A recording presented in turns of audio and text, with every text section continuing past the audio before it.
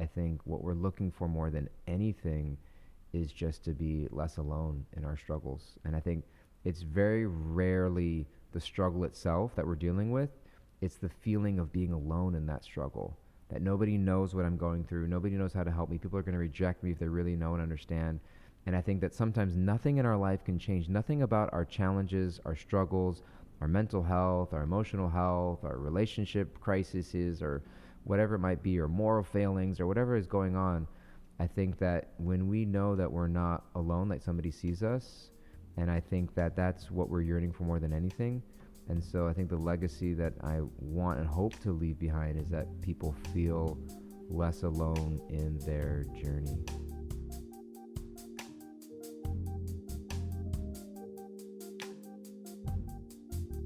Hello everyone, welcome to another episode of For Soul's Sake with Radhika, and today another special guest, but in a special location.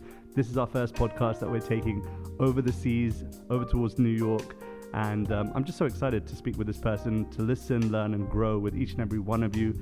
Today we are joined by the amazing, the spectacular, the personal, one of the people that I really looked up to in the world of leadership, management, in the world of being visionaries, but for spiritual cause. His name is Dayal Gauranga. He's been on a spiritual journey his entire life, seeking truth from a really young age. At 18 years old, really young, 18 years old, he became a monk and dedicated himself to a life of spiritual study, reflection, and service. Having lived in ashrams across the United States, he made his way to New York City in 2008 to participate in the formative years of the beautiful place that is known as the Bhakti Center.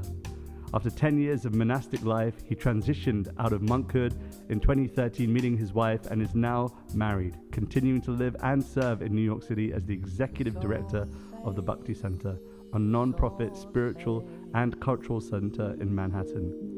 In 2017, Dayal completed his 200-hour yoga teacher certification from Super Soul Academy and holds a degree in clinical psychology from Hunter College. Dayal, thanks for being here. Thanks so much for being here. I feel like I need to just reciprocate the amazing introduction. I feel a little overwhelmed and just grateful.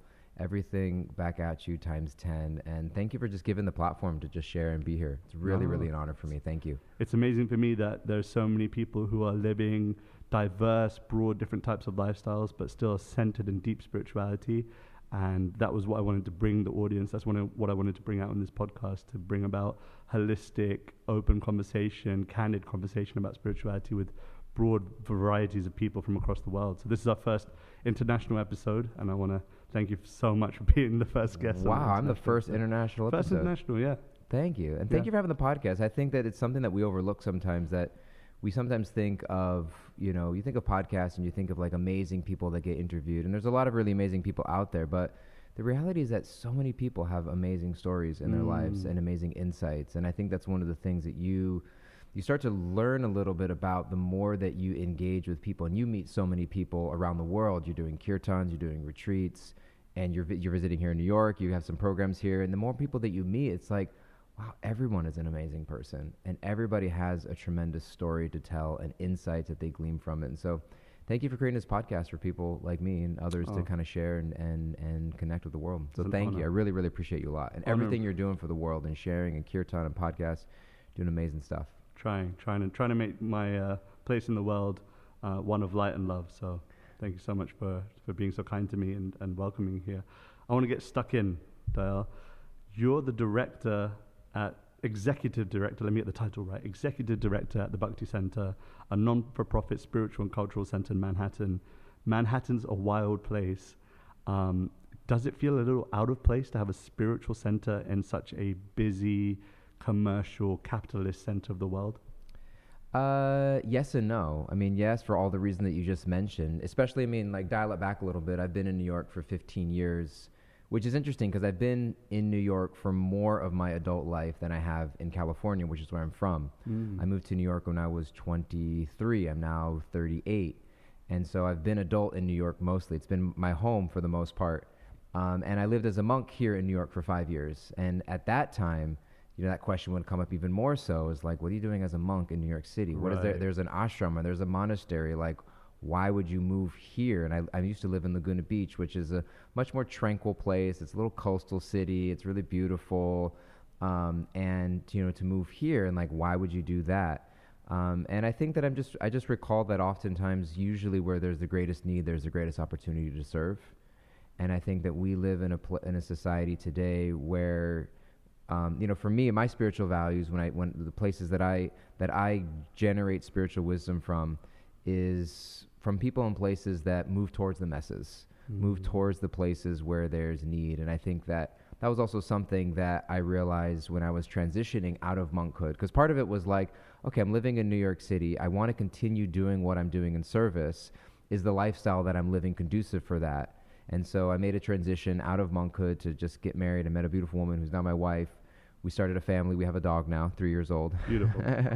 We joke. I shared a meme the other day where somebody was asking the question, did you adopt your dog? And the answer was, no, he's our biological dog. And so that's our little family. But, and it was one of the things that, sometimes people do when they get married. They look at astrology charts, or they get counseling or different things like that. And something that somebody told me, they were looking like in my life and at my chart and in my just kind of like my personality, and they were saying that your nature will be to run away from difficult relationships. And it's part of something I've recognized in me off the bat. Like, I'm a Scorpio, I've got Pitta, I've got like all of the signs of like intensity in my life, and it's really easy for me to dive deep into a relationship, and it's really easy for me to cut something off when it's not working. And when I look all the way back, you were asking before the podcast, like, is there anything off topic for this? And I was like, you want to get into my childhood trauma? And so I was just thinking, like, when you do go back and look at like my childhood, and I was talking with my sister a little while ago about what, the ways in which I grow up, and when things get difficult, whether it's my parents or my family or my stepdad or whatever it might be, it's easy for me just to kind of close off and cut down. And they were saying that also in your marriage, you got to be careful for that, because it's easy for you to just, as soon as something gets difficult, you just kind of like retreat. And whether that's in a marriage and relationship, whether that's in a company or a business, whether it's in friendship, I just recognize that actually, like, we grow so much by working through the messes that life presents us. Wow. And so I think that in a place like New York City, where you think it's the least conducive place for spirituality, as an individual, you would think like, yeah, just remain as a monk, or just stay away from everything material. But actually, it's like it's in a close, intimate relationship with another person. I've been able to see things about myself that I never saw in 10 years of living in an ashram or monastery.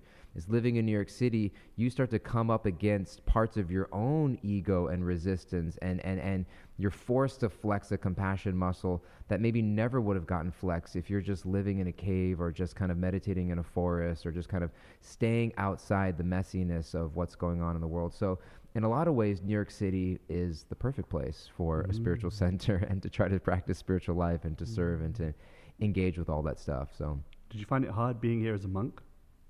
No, I didn't. To be honest with you, I enjoyed in some ways my time being as a monk, and I think that we use this word ashram. Sometimes you wouldn't say it in ashram, but the word ashram literally means a place of shelter, and so I took a lot of shelter in the space that we have where we lived. The brotherhood of monks that I stayed with, and so I felt like we went out into the world and we did our services. I did a lot of outreach and community projects in universities at NYU and Columbia University.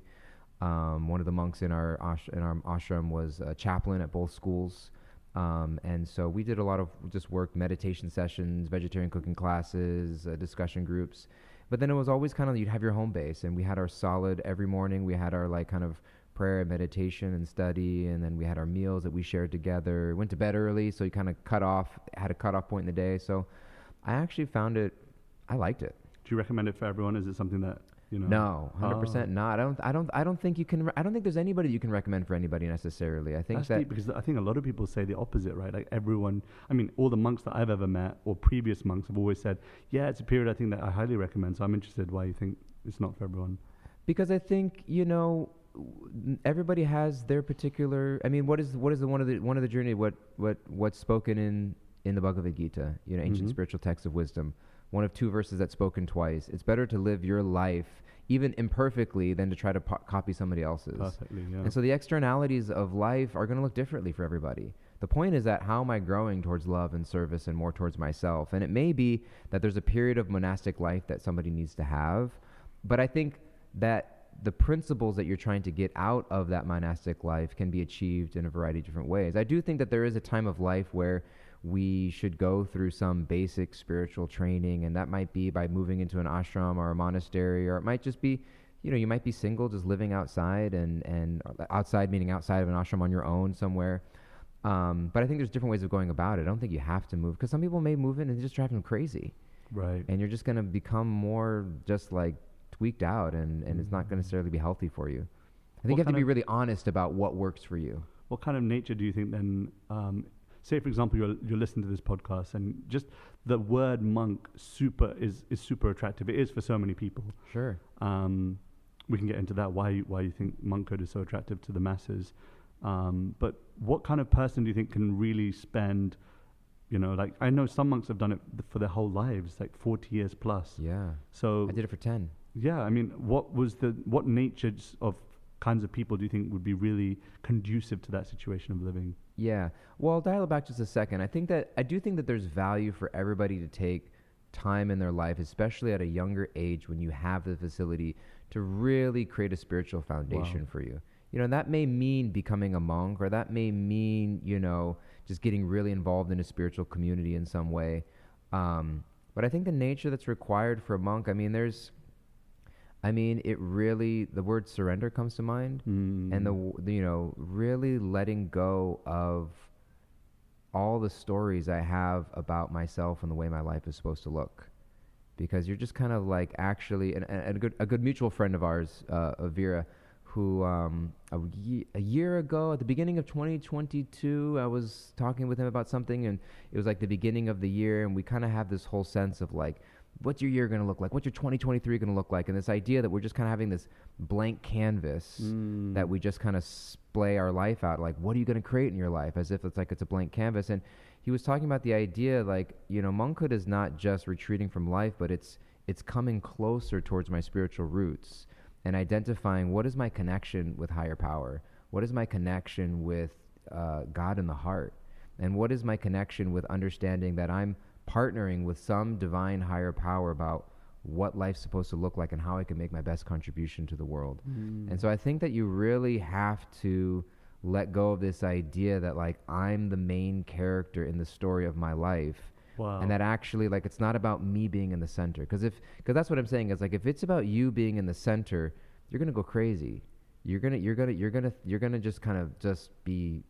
You're going to create friction with other people. And so I think the main thing is whether you can have a passionate personality, or normally you think like monastic life means I'm like calm and subdued and I'm quiet and I just kind of peaceful and serene. And I don't necessarily think that has to be the case. I think it has to be a willingness to accept that I don't live at the center of everybody's life, and I'm not even at the center of the world, but I'm willing to put something higher than myself at the center. Wow. Everyone wants to be at the back of the bus, at the front of Bhakti Center on a Thursday night in Kirtan, and in the center of attention at all times. And I think that we live a life where so much of it is about me, my well-being, and that has its time and place, of course, but I think that there is so much to be said about moving yourself away from being self-absorbed all the time. And it's so healthy to kind of just see what is it that I can do to serve others. How can I place myself not in the center, but put divinity in the center, God in the center, a higher community in the center. Yeah. And I think that speaks volumes for people's character. Yeah. When someone mentions that they're doing something, even if it's just philanthropic, nothing to do with divinity, nothing spiritual per se, but just philanthropy and just helping people on that level of humanitarian aid, I think that has so much to speak in volumes of that person's character. And I want to kind of go into your role now at the Bhakti Center, which is, if you've never been to the Bhakti Center, people, you need to get on a flight, no matter where you are in the world, and listen to this. Get on a flight and come to the Bhakti Center. It's a phenomenal spiritual oasis, and I just genuinely, I went this morning before I came here, and it's like stepping into a spiritual world. Let's put it plainly, a spiritual world. And Dayal and an amazing team have come together there to really create and curate a space which is welcoming for anyone no matter who they are, to walk in and experience Bhakti Yoga, experience Vedic spirituality, and it's phenomenal. But there's one thing that I've always wondered. You're a manager, you're someone that is a leader, and for me, every time I've been in a leadership position, and maybe it's my nature speaking here, I've always found it hard to be spiritual, because there's some tough calls that have to be made sometimes. You know, I can appreciate, maybe we can even get into some of those decisions, but there are tough calls you have to make as a manager, as a leader, as an executive director of such a space. Does that feel antagonizing to your spiritual values? Honestly, candidly.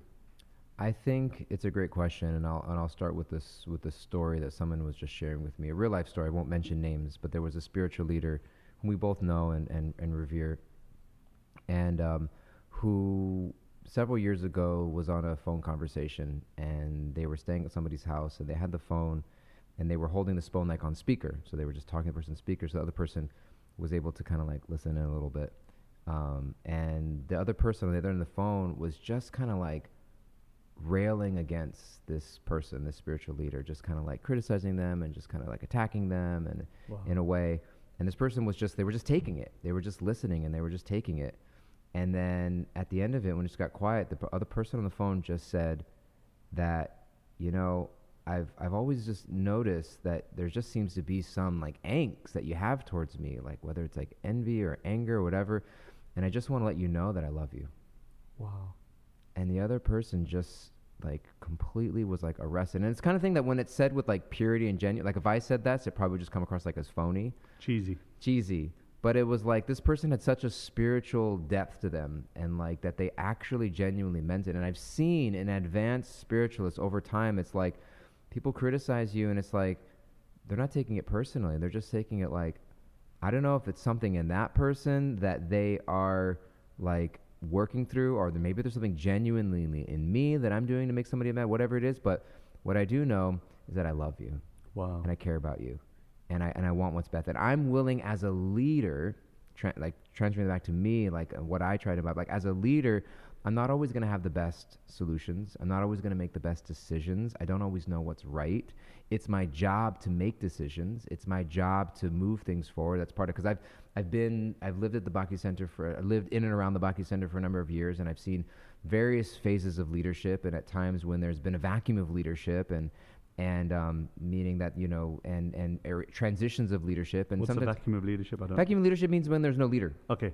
Vacuum of leadership meaning like it's in a transition phase, and they haven't appointed a leader, or there's like group leadership, and it's not clear how decisions are made, and things just get stuck. And it's just like you need a leader, you need somebody to like make decisions and move things forward.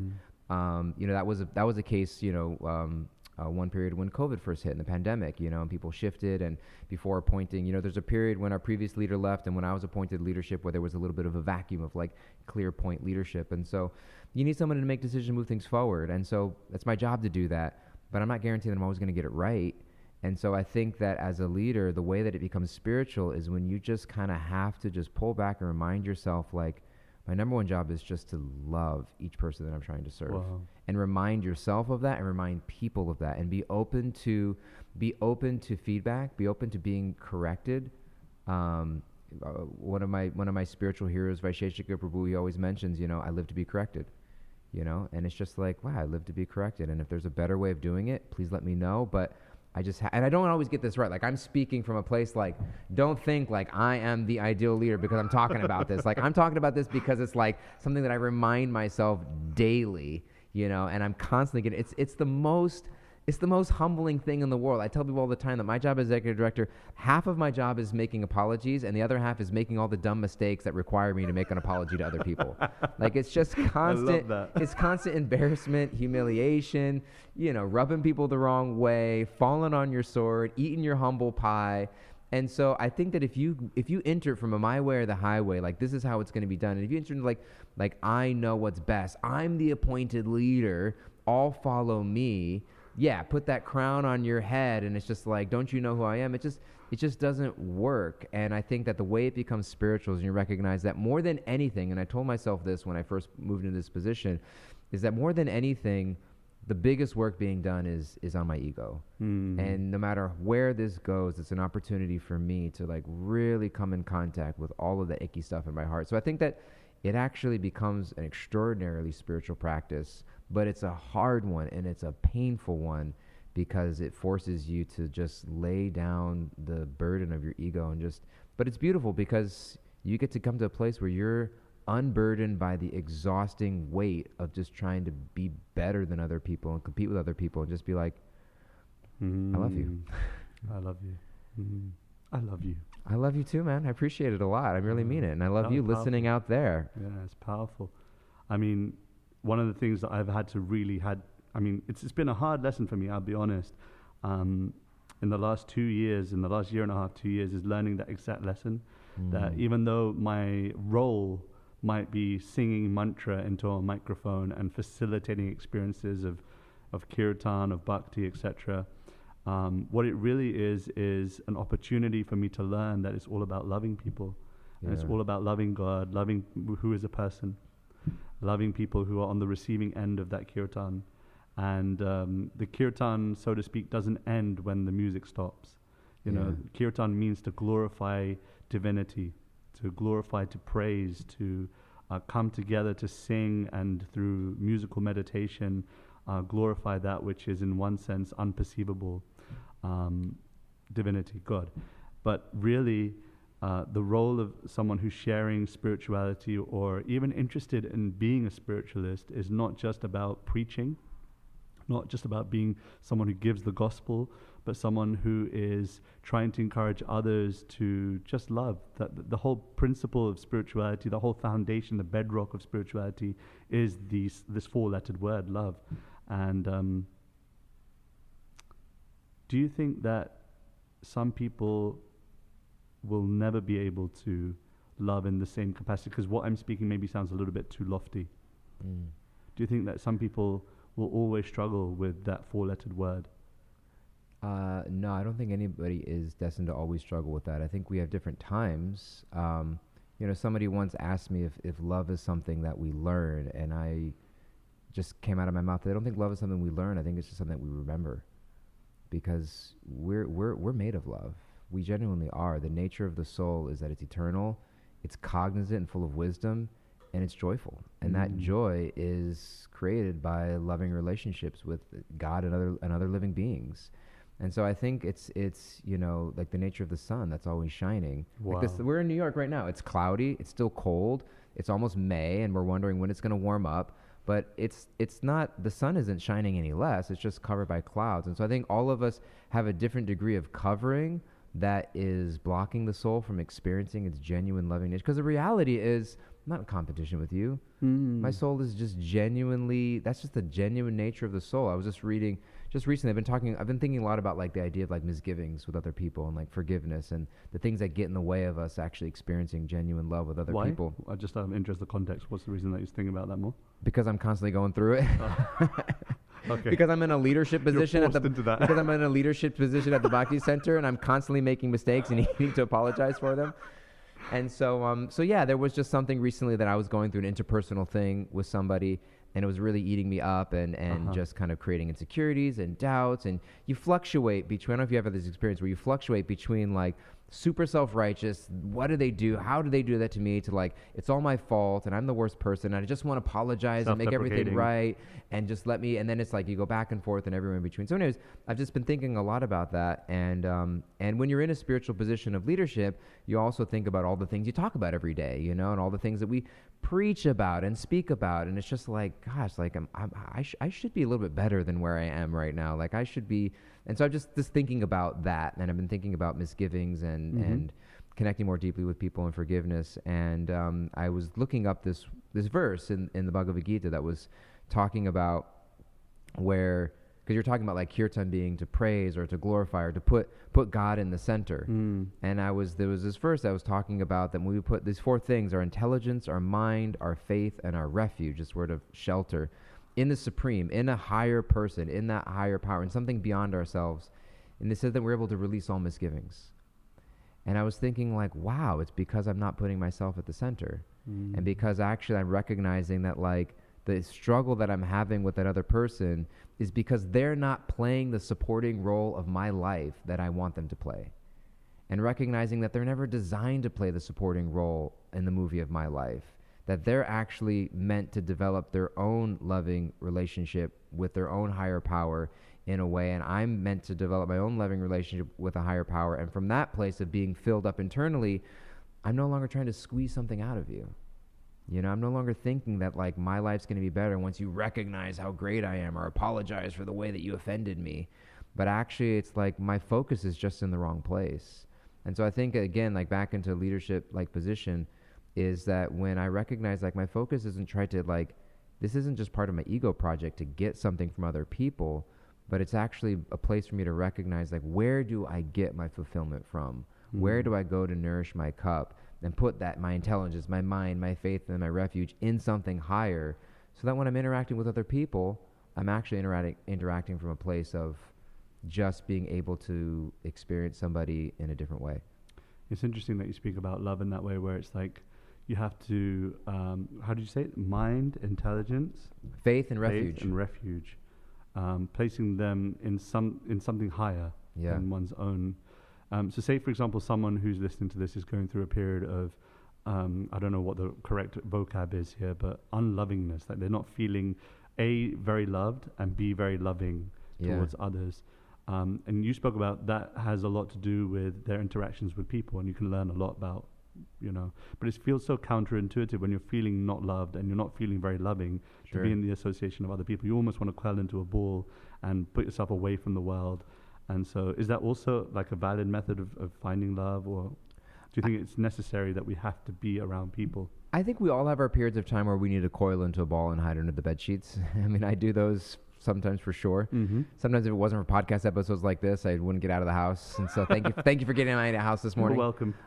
But I do think we need that. I think it's just important that we don't live there. We don't live there. Yeah, we don't live there. And I think we recognize that we all have we all need our time to ourselves. You all need time to just kind of recoil. And I think it's also important for us to just give us credit for how hard it is to be doing what we're doing. Like, we live in a really hard society where, you know, we don't have a lot of space. Like, even if you're crawling under the sheets in your bed, you still got like an entire universe there on your phone or your tablet that's just kind of add to the anxiety that you're experiencing by looking up and seeing all the beautiful things that other people are doing with their life that making you feel like crap about yourself and whatever it might be.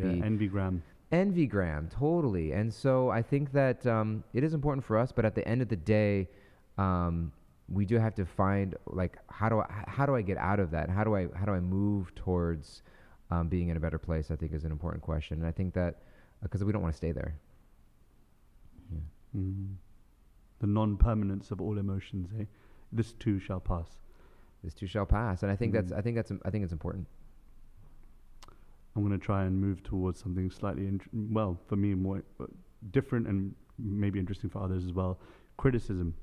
You mentioned that when, you know, in your role that you're most of the time apologizing, or you're trying. What was the other thing you said? You're either I'm apologizing, or I'm making all the dumb mistakes that make me have to apologize to somebody for it. I love that. That's so hilarious. But, I mean, it's true though. That's what most. It's a very simple job description. Yeah. I mean, it's almost like every not even spiritual leader, like Prime Minister, President of the United States, has to figure out how to manage forgiveness and manage how to apologize without sounding like they're apologizing half the time. Criticism is something that we all have to experience, whether you're a leader or not. You know, there's a story of a person who's walking through a village, I think it's Jerusalem, with a donkey and his son. And this person's walking through the village, and through the first village they go, everyone starts laughing because the son is sitting on the donkey and he's saying, oh, this guy's so foolish, look, he's an old man, da-di-da-da-da. Then the next village they go through, again, everyone criticizes because he is now sitting on the donkey and his son is now walking. Say, look, he's so foolish. He's putting his son on the floor, you know, young little boy pulling the donkey and the father. And then in the third village, they both get off the donkey and they, again, so criticism is part and parcel of life. And two parts question, I guess. One is how to deal with criticism, and B is how to avoid criticizing others. Yeah. How to deal with criticism and how to avoid criticizing others. Well, I'll start with how to avoid criticizing others. Again, I think it starts with, what are you looking for in life? I think that spirituality is a process of recognizing It's not a set of rules that you have to avoid criticizing, otherwise you're a bad person. It's what does criticizing do to my heart? You know, there's things that we eat that we know are bad for us. You were talking about just before, you know, feeling energy because you're getting rid of like snacks and crisps, as you call them across the seas. We call them chips. Chips here in America, you know. Incorrect, you know. But, you know, whether you're eating junk food or lots of refined sugars or like or whatever else it may be, we know there are things that add cholesterol or add stress to our liver or to our heart or to our kidneys. And at the same time, there are things that add stress to our actual loving heart. And criticism is one of those things. And so I think we avoid criticism by no longer thinking like, well, is it justified or is it right or does it need to be said? As opposed to like, what is this doing to my heart? Like, I'm going to avoid criticism because I don't like the way I feel when I do it. And I've never come across an instance where I felt good after criticizing somebody. I never felt good after pointing out the ways that other people are wrong. I never felt good after a good gossip session. Maybe for a little while.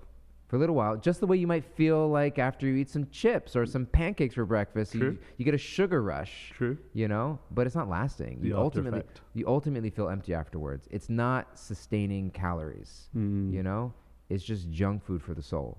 And so I think that ultimately, you know, you might get like, it's like anger. You might have like a burst of relief after just like letting go the shotgun of your anger, but then there's like all the consequences of it afterwards. And so I think really it's about, you know, if I want to feel love in my heart, I need to find ways to act lovingly.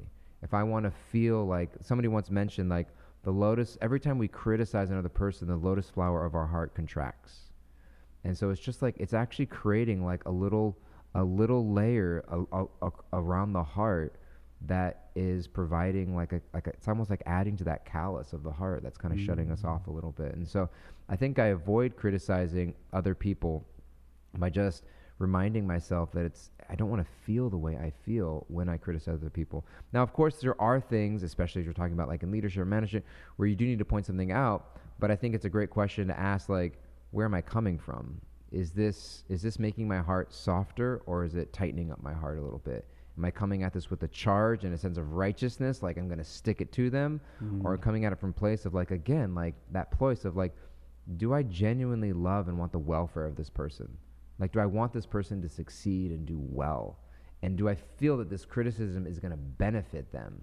And not even a criticism, but like this feedback. And also, if we turn criticism into feedback is something that needs to be invited. So am I just criticizing somebody behind their back for the sake of doing it? Like, what good is that doing?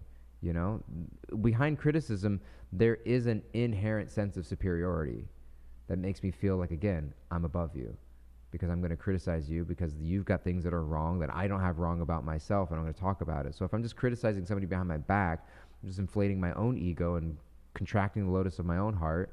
And if I'm going to criticize somebody to their face, I should do it in a mood of feedback, and it should be invited. Like, hey, I wanted to share something with you. Like, is this a good time? Am I in the right space to share it? Are they in the right space? Am I the right person? Is it truthful? Am I the right person? Does it need to be said? Does it need to be said by me? Does it need to be said by me right now? Right. You know?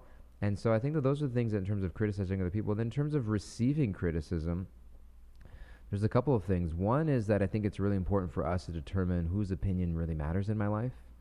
And I think that that's something that we lose sight of in social media, where anybody with an email account is able to now have a valid opinion in my life. Like, do I really care what like Surfer Dude 278 BB said about my picture that I posted or whatever? But somehow, you know, every like, every comment is treated equally.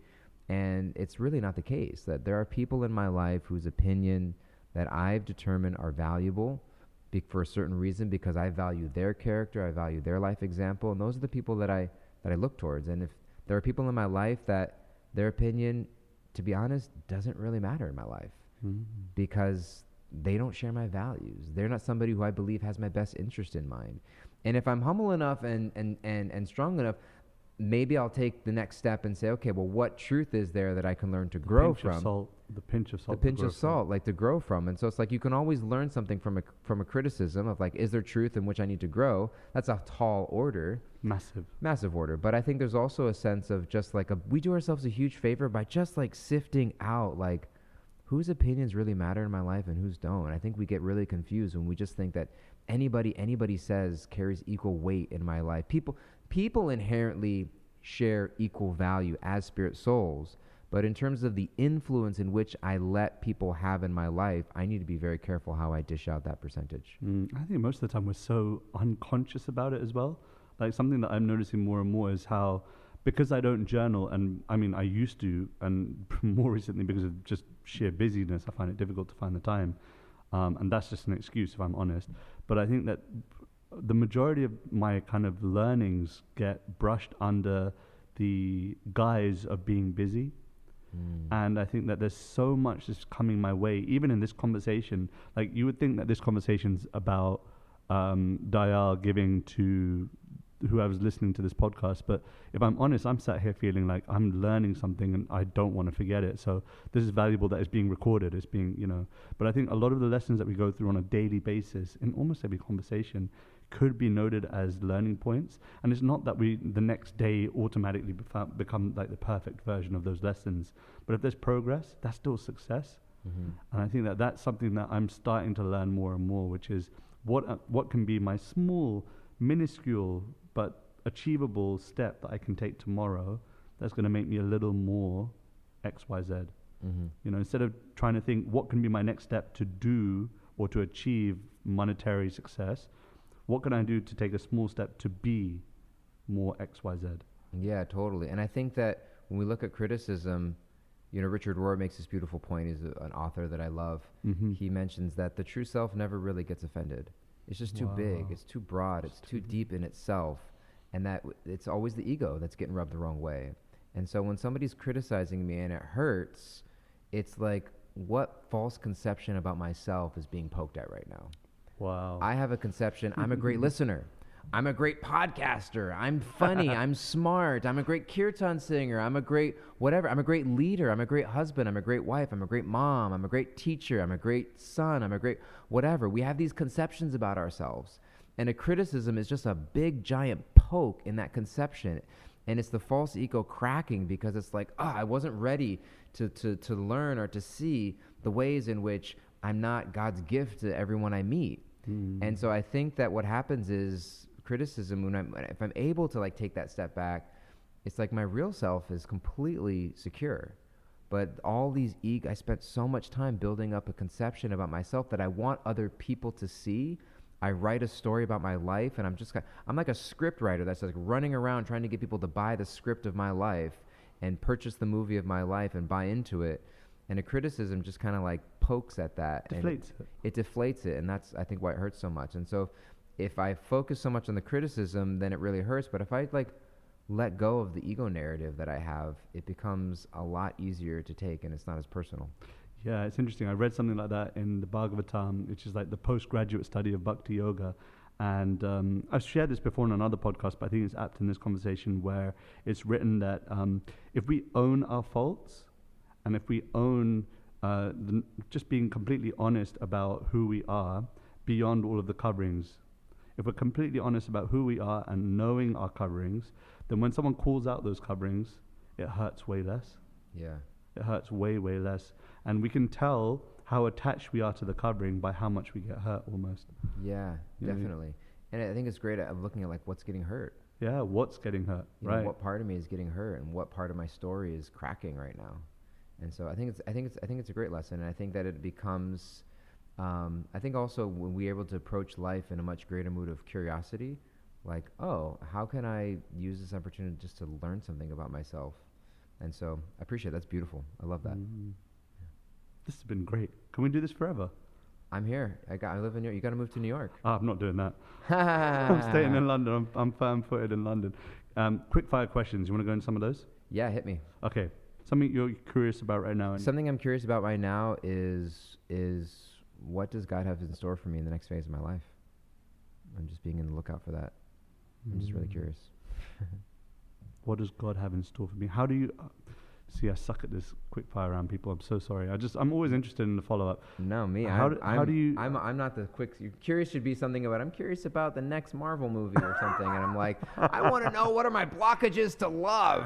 I'm like, okay, so that's not a quick question. It's so deep and meaningful. How can you do it in one sentence? How do you see? Like, what do you mean by see what God is teaching? Like, how do you even see those lessons?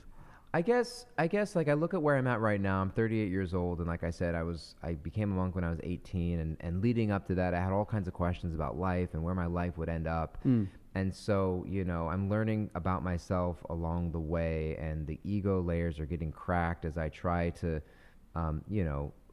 progress in my spiritual life. And and I'm just there's an ideal of where I want to get to in life, and there's blind spots. I think part of the criticism that hurts is because it's exposing blind spots about ourselves. And so it's as painful as it is, I'm curious to know about myself, like, what are those blind spots that I'm not seeing, that like I say I want to love people, but then I interact in a way that's unloving and is ego driven and is kind of like twisted in a way that like feels unsettling. And I'm just like, what is it about me that I need to see, and how do I work through it in a way that I can get to that place? And it's not because it's not like this like self-flagellate, like I'm not loving, I need to be more loving. It's because I want to experience life from that place. I don't want to experience life from the platform of my ego and competition and resentment and grudges and like feeling you owe me something. Like, I genuinely want to be in that place where I can just, even if someone's criticizing me, I just feel love in their heart because I'm able to see something from a deeper place. And so I'm just kind of like, wow, like, and you find this in intimate relationships, like my wife will say, like, you don't recognize how you're so this way or that way, when we're getting an argument or something like that. And so because they're the perfect mirror, that right. show up, the way that you don't see about yourself. So I'm just really curious, like, what are the things I'm not seeing about myself that are blockages to love? God bless you, Dayal. May God bless you. Because in God blessing you to be able to see that, maybe you can teach me how to see my blockages. So many of them. Yeah. What's something you're personally working through at the moment? How to love people. You're just all about love. In short, what legacy would you like to leave behind in this world? A legacy I would like to leave behind. If you say love, goddammit. A legacy I'd like to leave behind is that I want people to know that they're never alone. I think that's something that's also a big mission of mine, because you were talking about earlier the idea of like sometimes feeling unlovable or feeling not loving, and we just kind of like cower away under the bed sheets thinking that we're all on our own. And I think that no matter what we're going through, no matter what people see or don't see about us, I think what we're looking for more than anything is just to be less alone in our struggles. And I think it's very rarely the struggle itself that we're dealing with. It's the feeling of being alone in that struggle, that nobody knows what I'm going through. Nobody knows how to help me. People are going to reject me if they really know and understand. And I think that sometimes nothing in our life can change. Nothing about our challenges, our struggles, our mental health, our emotional health, our relationship crises, or whatever it might be, or moral failings, or whatever is going on. I think that when we know that we're not alone, like somebody sees us, and I think that that's what we're yearning for more than anything. And so I think the legacy that I want and hope to leave behind is that people feel less alone in their journey. Wow, flipping heck, that's deep. What a legacy. Again, I don't know how I'm gonna do it. I mean, you're doing it right now. I'm starting on this podcast. I'm hoping that. I mean, let's be completely honest. You are doing it right now. I mean, the Bhakti Center is exactly that. Like, just being someone that's at the forefront of a place, a community that opens its doors to anyone and everyone, that creates a space for people to explore their spirituality. That's exactly the legacy. So, I mean, just keep going, man. I think it's flipping amazing.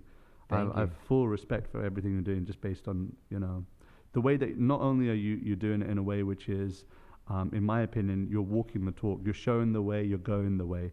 And I think that's something that we need more of in this world. We need more people that walk their talk.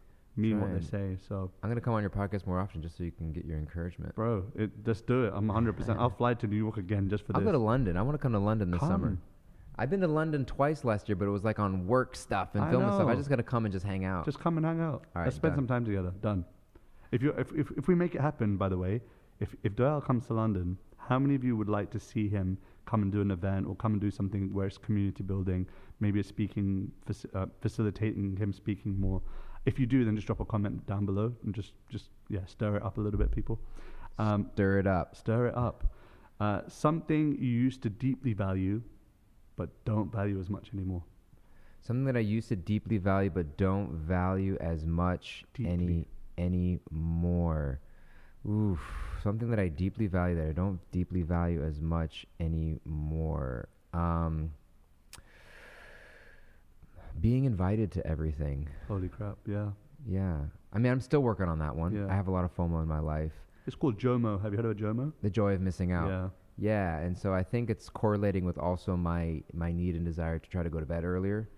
And so I just think that there's less of a need and valuing of like being invited and included in everything. It's still something I'm working on a lot, but that's something that is trying to be in a transition phase towards. Not at all that is prescriptive, but just something that's really helped me is exhausting myself in the point where I get my kicks in other ways. Yeah. Like, I think we spoke about it during this podcast where we spoke about how, like, if you're fulfilled, then there's no need to, look for validation elsewhere. I mean, there was something around that topic. And I think it's the same thing in the JOMO thing where I used to really feel it. But then when I had kids, and for me, it was that fact that having a loving connection at home meant that I felt totally fulfilled, that if someone didn't invite me to stuff, I was so fine with it. And in fact, now I'm like, people ask me all the time, like, oh, how come you're not hanging out till like 1 a.m? I'm like, because I got my kicks elsewhere, I'm fulfilled elsewhere. I want to be invited and then decline the invitation. Hell yeah. And stay home, but just know at least that I was invited. All right, okay, I don't know about that. I don't know how to deal with that. It's like, that's a whole nother mess up. It's a whole other thing you got to work out. Yeah, it goes back to childhood somehow. It goes back to my childhood trauma. I heard Americans love talking about childhood traumas. Is that a thing? We do or don't? You do. We do? Yeah. Oh, yeah, it's a big thing. Oh, okay. It's a big, yeah. The Brits just don't do it. They don't do it? No. No. Okay, last question. If you could create one law that everyone has to follow, what would it be? Be honest. Just be honest. Just be honest. Yeah. What does lying get you? Yeah, I think that that's just as simple as it would be. I think if people just were honest more often, we're at a better place. Dayal.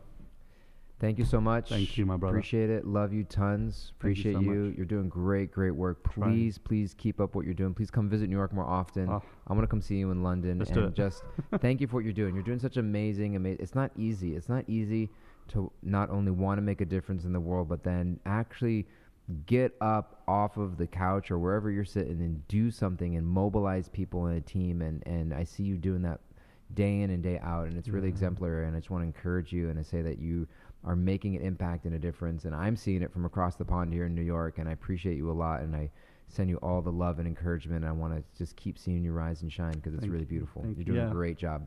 I appreciate it, and right back at you, I see the pain of the discipline that you're going through. It's uncomfortable, you're having to go through so many things to try and serve people, and but the pain of regret of not doing it, and I think it sits for both of us, that the pain of regret of not having tried to share, to try and create communities of love, to try and spread spiritual joy, that pain would be much more, let's call it, unbearable.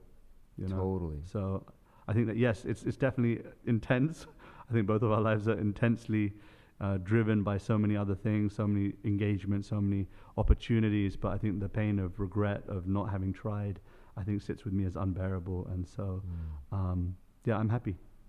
Thank you. I love happy. it. I'm so happy we did this. Thank you to each and every one of you also for being here, for listening, for learning with us, for, I hope there was a moment there for you, if not 5, of deep kind of connection, moments where you maybe need to rewind the tape. And do we call it rewind the tape? You can. It's an expression these days. It used to be a literal term. Now it's an expression. Rewind the digital YouTube thingy and then re-listen to it, because this is not just a single moment of entertainment, but hopefully there's moments of deep transformation there for you, something that maybe you need to work through, something that you need to share with another person. You know, if you heard something that was powerful, share it with someone else today. That would be really amazing. That would really make me happy, actually, to hear that you're sharing wisdom that you're hearing on this podcast forward. I can't wait to see you on the next episode of For Soul's Sake. And let me know, by the way, who you want to hear on this podcast. I'd love to hear your suggestions of people that, you know, you think would have a good, honest conversation on spirituality. This has been For Soul's Sake. See you on the next episode. Namaste. For soul's sake, for soul's sake.